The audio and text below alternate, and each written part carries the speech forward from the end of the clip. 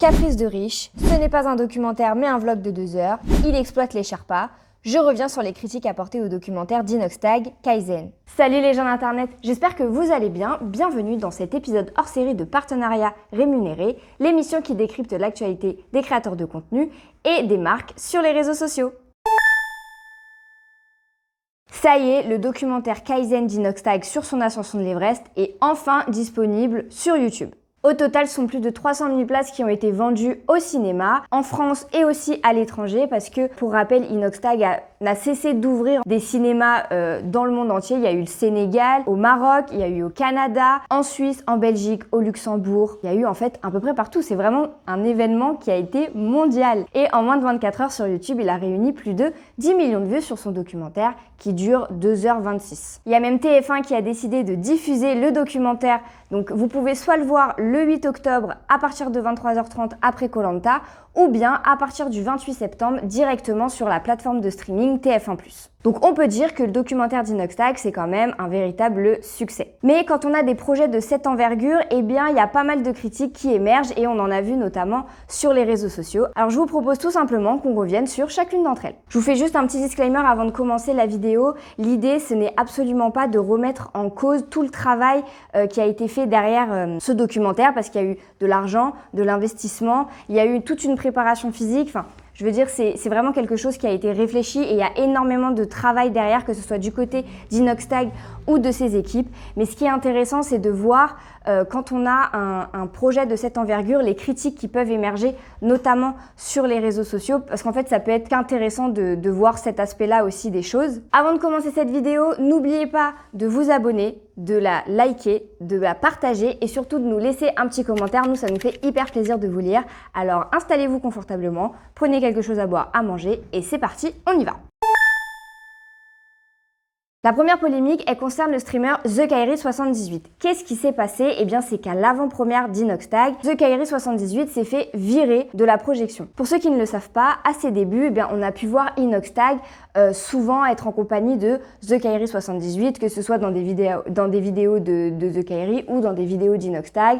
On les a vus aussi sur les réseaux sociaux en train de manger ensemble, en train de rire ensemble. Donc, d'un côté, ça faisait sens que TheKairi78 soit présent à l'avant-première. Alors, il n'a pas été invité directement, c'est son ami Gianni qui est TikToker qui a été invité de la part de Mathis Dumas. Et pourquoi Gianni a été invité à l'avant-première? Eh bien c'est tout simplement parce qu'il a décidé de se faire tatouer le visage d'Inoxtag et l'Everest sur l'épaule. Et donc il a documenté tout ça sur les réseaux sociaux et c'est suite à ce projet-là qu'il a été invité par Mathis Dumas. Mais dans les échanges qu'il a avec l'alpiniste, eh bien, il lui demande de ne pas dire que l'invitation vient de lui et qu'en gros, il peut ramener quelqu'un d'autre avec lui. D'après les dires de Gianni sur TikTok, parce que une fois que TK a été viré de l'avant-première, eh bien, il a fait une vidéo explication sur TikTok où il a raconté ce qui s'était passé de son point de vue à lui. Et donc, il explique qu'il a bien précisé à Mathis Dumas qu'il comptait venir avec TheKairi78 et qu'apparemment, ça ne posait aucun problème.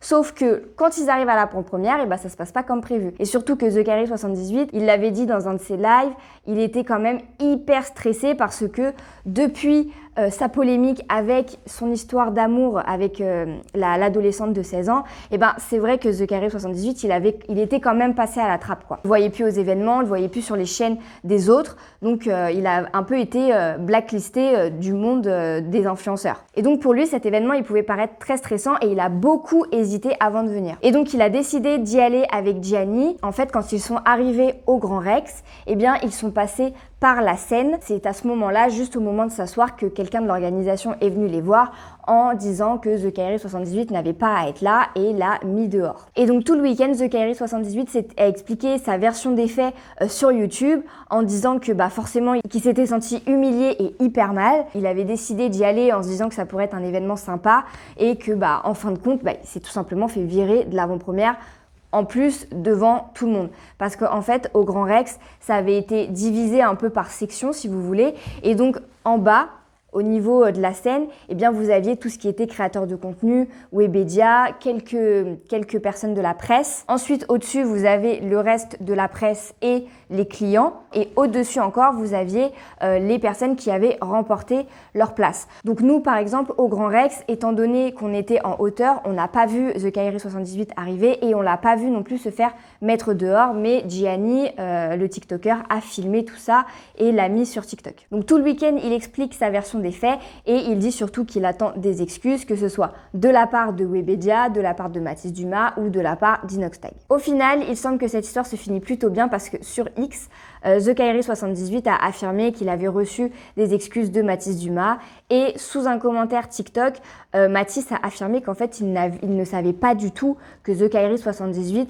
allait venir. Donc maintenant, la question qu'un peu tout le monde se pose, c'est pourquoi est-ce qu'il a été viré comme ça de cette avant-première? Est-ce que c'est à cause de toutes les polémiques qu'il y a eu autour de TK au moment où il a officialisé sa relation amoureuse avec une mineure de 16 ans? Est-ce que c'est peut-être par rapport au fait qu'il n'a plus de lien avec Inoxtag? Enfin, tout ça, on ne le sait pas vraiment parce qu'il n'y a eu aucun communiqué officiel sur cette histoire-là, mais ça a fait beaucoup parler sur les réseaux sociaux. Si vous regardez par exemple sous nos vidéos qu'on a fait sur TikTok, il y a énormément de commentaires qui disent « Justice pour TK, ça ne se fait pas pour The Kairi 78 ». Donc c'est quand même une histoire qui a pas mal remué les réseaux sociaux à la sortie de ce documentaire et surtout à l'avant-première. Donc c'est un petit peu entaché l'image spectaculaire du Grand Rex parce qu'il y a quand même eu un petit loupé, il y a quand même quelqu'un qui s'est fait virer juste avant la projection, quoi.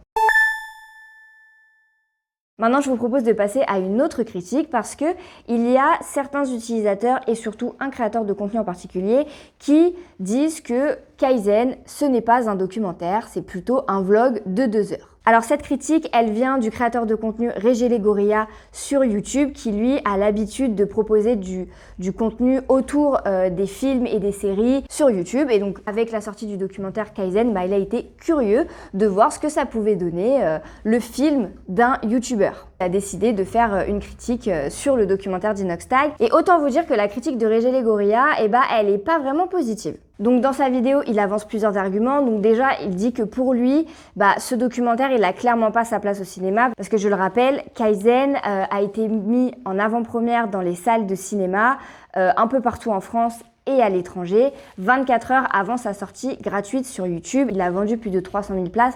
Donc ça prouve quand même que il y a eu énormément de personnes qui avaient envie de payer une place de cinéma pour aller voir Kaizen. Et donc pour lui, c'est tout simplement pas un documentaire, c'est un vlog de 2 heures avec des enchaînements de TikTok. Donc pour lui, il manque clairement une narration. Et lui, ce qui l'embête aussi, c'est que c'est toujours le même message positif qui revient encore et encore, le croyez en vos rêves, tout est possible, il suffit simplement de se donner les moyens. Ce n'est pas un film, ce n'est pas un documentaire, c'est à peine un reportage, c'est un vlog. C'est un vlog qui est digne de YouTube. Et en termes de YouTube, excellent. Incroyable, peut-être l'une des plus grandes vidéos de YouTube Game français. C'est fait comme une vidéo et c'est le gros problème du film, entre guillemets, c'est que c'est une vidéo YouTube, c'est-à-dire que c'est indigeste au cinéma. Ça, c'est le genre de film que tu regardes en étant sur ton téléphone en faisant autre chose, en faisant à manger, en passant l'aspirateur. Pourquoi? Parce qu'on dirait que le film, c'est à peu près 160 minutes, on dirait que c'est 160 TikTok qui ont été mis bout à bout. Pourquoi? Parce que c'est le même procédé. Mais ce qu'il faut aussi comprendre, c'est que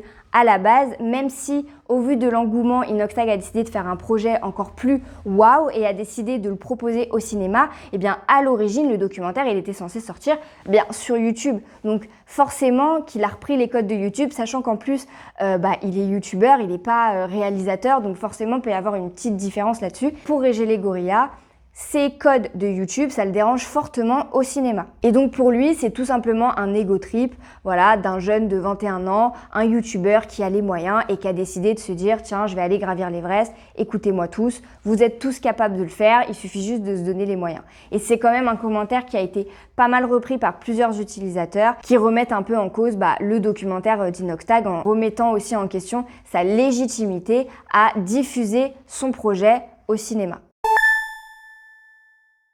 Pour la troisième critique, on va maintenant parler de partenariat parce que Inoxtag a fait un partenariat avec Orange qui en fait rire certains, qui en dérange d'autres. Alors je pense que je vous apprends rien, mais pour financer ce documentaire et ce travail de titan qu'il y a derrière, il a dû s'entourer de marques, de sponsors, pour y arriver. Il s'est associé à plusieurs marques et ensemble, chacun a imaginé soit une petite publicité, soit un placement de produit, soit une offre ou même une co-création. Voilà, il y a eu Nike, il y a AirUp, Herborian, il y a Deliveroo et il y a Orange notamment. Il y en a d'autres aussi, mais c'est ceux qu'on voit le plus dans la vidéo. Et donc avec Orange, ils ont décidé d'imaginer une publicité qui met en avant la déconnexion. Et donc c'est pour la nouvelle campagne d'Orange qui s'appelle For Good Connection. Et ce qui est reproché à Inoxtag et à Orange avec cette publicité, c'est que en fait c'est un discours qui est un peu paradoxal parce que tout simplement Inoxtag vit des réseaux sociaux. Donc si demain tout le monde se déconnecte, et il n'y a plus de YouTube, il n'y a plus de réseaux sociaux et il ne gagne plus sa vie en théorie. Il y a aussi le fait que Orange, c'est un opérateur téléphonique, donc c'est ce qui nous permet de rester connectés, d'aller sur Internet et de regarder les vidéos d'Inoxtag sur YouTube. Et il y a aussi le fait que pour regarder ce documentaire, il faut se rendre sur YouTube, donc en fait, il ne faut pas se déconnecter. Parce que sinon, on n'a pas accès à ce documentaire, mais il faut quand même noter qu'il était disponible au cinéma la veille. Mais forcément, pour Inoxtag, s'entourer d'un sponsor comme Orange, c'est quelque chose de hyper intéressant pour lui parce que forcément que ça va l'aider à financer tout le travail qu'il y a derrière. Parce qu'il ne faut pas croire que Inoxtag est allé sur la montagne et puis il a fait sa petite vidéo et voilà, il est filmé en permanence par une équipe de production. Il y a des caméramans, il y a aussi les Sherpas, il y a eu toute sa préparation physique avant, donc les entraînements de sport, les examens médicaux, et toute la partie post-production avec le montage, faire des partenariats aussi avec les cinémas pour que ça puisse être diffusé au plus grand nombre. On ne se rend pas forcément compte que parfois, ce documentaire-là, c'est pas juste un petit travail ou le travail que ça aurait pu demander pour une vidéo YouTube. Là, ça va vraiment au-delà de ça. Donc forcément, s'associer avec une marque comme Orange, c'est intéressant pour Inoxtag. Et en réalité, quand on regarde le documentaire, on se rend compte que le message de déconnexion, il fonctionne aussi avec Kaizen. Parce que c'est aussi ça, son documentaire, son projet, c'est que pendant 5 mois, il a été complètement déconnecté. Il a réalisé son rêve et puis ça s'arrête là. Si vous avez regardé son documentaire, vous avez bien vu qu'il est parti du studio, il a laissé son téléphone. Et donc en fait, ce qu'il faut comprendre, c'est que en gros, pour réaliser ses rêves, il ne faut pas vivre à travers les écrans des autres et il faut se bouger et il faut avoir ses propres ambitions en fait. Si vous regardez sur les réseaux sociaux, sous la publication d'Orange, sous la publicité d'Orange qui a été publiée sur YouTube, TikTok, Instagram, vous allez voir des commentaires du style oui, c'est un peu paradoxal, Orange qui fait une pub sur la déconnexion, les gens en fait rigolent et il y en a d'autres qui sont un peu plus critiques en disant qu'ils comprennent vraiment pas l'intérêt d'avoir fait cette publicité avec Orange. On passe à la prochaine critique et là, on accuse Inoxtag de faire un caprice de riche. Donc si vous avez regardé le documentaire et même sans l'avoir regardé, je pense que vous avez remarqué qu'il y a un message qui revient de façon très régulière dans ce documentaire. C'est tout simplement réaliser vos rêves, regardez, moi j'ai réussi à le faire, donc si moi j'ai pu le faire, tout le monde peut le faire. Parce qu'en réalité, Inoxtag, quand il s'est lancé le défi de l'Everest, il faut savoir que c'était un jeune homme de 21 ans qui n'avait jamais fait de sport, qui avait une hygiène de vie quand même douteuse où il mangeait mal, il était complètement décalé, il dormait mal et toute sa vie c'était penser YouTube, YouTube, YouTube. Avec cet entraînement-là, il a eu tout un autre cadre de vie qui lui a donné envie de se déconnecter et de poursuivre ses rêves. Mais il faut quand même rappeler que monter l'Everest, c'est pas non plus à la portée de tout le monde, tout simplement parce que c'est une expérience, c'est une aventure qui coûte quand même beaucoup d'argent. Même si Inoxtag a pu se payer l'ascension, a pu se payer une équipe de tournage avec lui, il faut aussi s'équiper, il faut acheter les bonnes chaussures, les bons gants,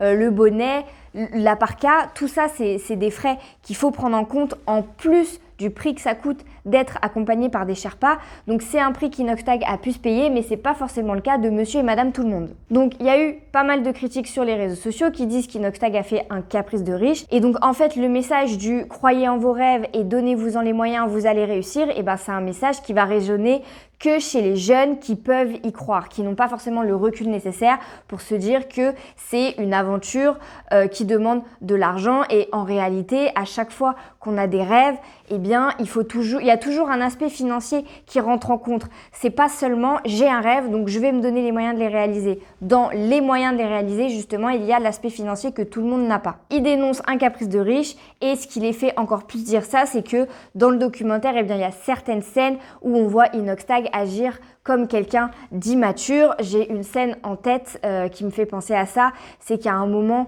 il est à, je crois, 500 mètres de réussir à atteindre le sommet d'une montagne. Il voit bien que toute l'équipe est fatiguée, que tout le monde n'en peut plus, qu'ils n'ont pas forcément la capacité d'atteindre le sommet, donc ils font une petite pause. Et là, Inoxtag fait un petit peu une crise en disant « Moi, je m'en fiche, je vais monter le sommet, on peut y arriver » et il a réussi. Et donc ça, c'est des remarques qu'on voit pas mal sur les réseaux sociaux, comme quoi il est immature. Après, il faut rappeler aussi qu'il a 22 ans et que pour lui, monter l'Everest, c'est vraiment son rêve. Et donc forcément, quand il arrive devant un mur, il n'a pas envie de s'arrêter là et il a envie de passer au-dessus du mur. Et au final, dans le documentaire, ça fonctionne parce que même quand il est au pied du mur, il arrive à aller au-dessus de ses peurs, au-dessus de ses doutes, au-dessus de son corps qui lui dit qu'il n'en peut plus, il se dit c'est tout dans la tête et il arrive à monter. Donc cette critique-là, on la voit pas mal sur les réseaux sociaux. Si vous regardez dans l'espace commentaires, vous verrez qu'il y a pas mal de commentaires à ce sujet d'utilisateurs.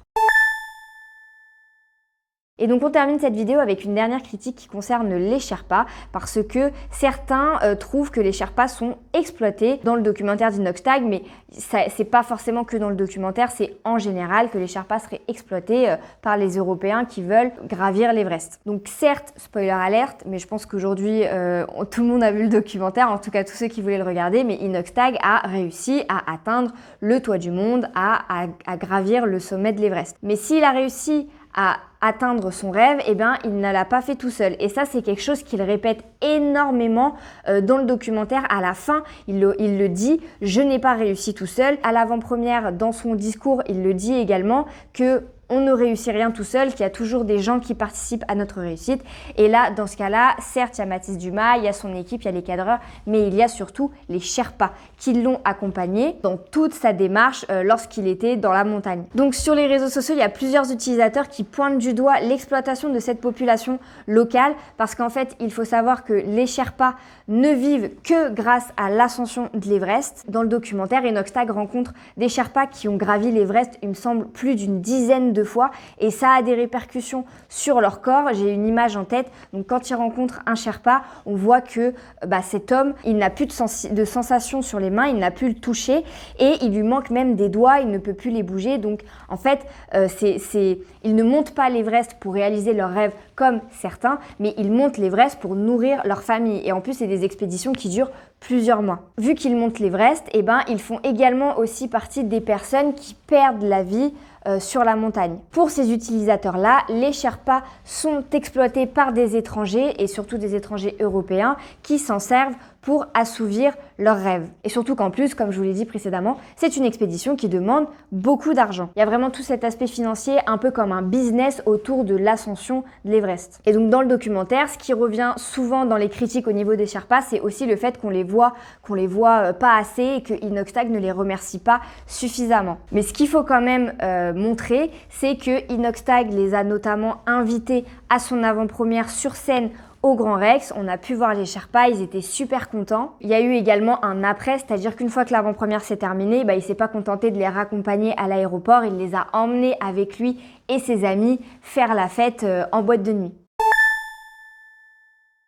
Pour terminer cette vidéo, je vous dirais que quand il y a un travail aussi colossal derrière le projet d'Inoxtag, il y a forcément des critiques. Mais ces critiques, parfois, elles permettent d'avoir un retour constructif et de pouvoir pointer du doigt certaines choses qui auraient pu être améliorées parce qu'en réalité, on peut toujours s'améliorer. Mais il ne faut pas oublier aussi que certains profitent de l'engouement qu'il y a tout autour de cet événement pour justement faire un maximum de vues sur leur contenu. Bon, c'est la Clara du montage. J'en profite pour préciser ce que je vous ai dit précédemment. Donc, quand on a des événements aussi waouh que le documentaire d'Inoxtag, forcément, on sait que les critiques, c'est ce qui va faire le plus de vues sur les réseaux sociaux et qu'elles soient bonnes ou mauvaises. Donc en fait, il y a pas mal d'utilisateurs et de créateurs de contenu qui vont profiter de l'engouement autour de cet événement pour justement en faire des critiques. Et il y en a certains qui du coup vont commencer à critiquer un peu tout et n'importe quoi et chercher aussi la petite bête pour justement faire des vues. Donc moi, si j'ai un seul conseil à vous donner, c'est vraiment posez-vous et regardez ce documentaire pour vous faire votre propre avis sur la question. Surtout, n'hésitez pas à me dire ce que vous avez pensé de cette vidéo et aussi du documentaire d'Inoxtag et du projet en règle générale dans les commentaires. N'oubliez pas de vous abonner, de liker la vidéo et de la partager à vos amis pour qu'ils puissent la regarder également. Et puis je vous dis à très bientôt pour une nouvelle vidéo.